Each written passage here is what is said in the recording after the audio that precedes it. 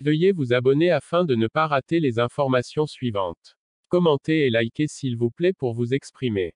Puis partagez à vos collègues afin de leur mettre au courant. Nous vous remercions. Le président de la République du Bénin va s'adresser à la nation, samedi 31 août 2021, la veille de la célébration des 61 ans d'indépendance du pays. Dans ses propos, le locataire du palais de la Marina doit aborder un pan essentiel de l'état du pays, qui va booster le développement futur. Patrice Talon, dans son discours à la nation, évoquera évidemment l'état de la nation et les réformes en cours pour améliorer le bien-être de la population. Cependant, le président doit pouvoir évoquer sans langue de bois, le manque de patriotisme et d'indépendance des Béninois et des Africains. Le chantre de la rupture doit pouvoir mettre en évidence qu'il est temps pour les Béninois et autres Africains d'arracher réellement cette indépendance, dont ils semblent fiers depuis 6 décennies. En réalité, le Bénin et la plupart des pays d'Afrique n'ont jamais été indépendants.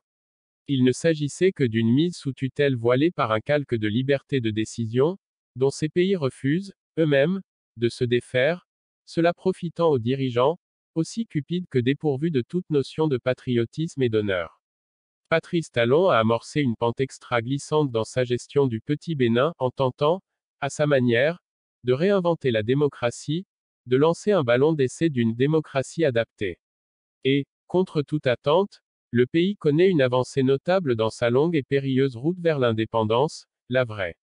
Ceci, malgré les pièges et les coups bas pour tenter de freiner cette lancée, des coups foireux, dont, malheureusement, les auteurs sont des Africains manipulés depuis le Nord.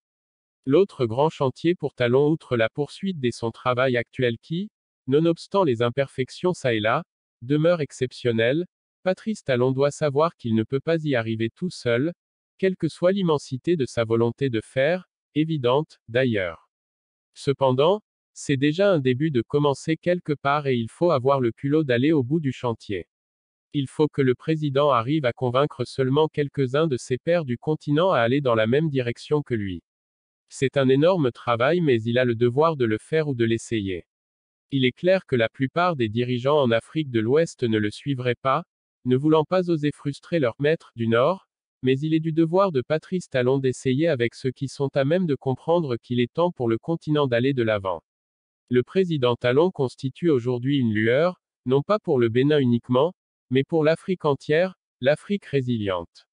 Les 61 ans de pseudo-indépendance que célèbre aujourd'hui la République du Bénin, devraient être pour toute l'Afrique, l'occasion de se réveiller pour arracher son indépendance et se développer enfin.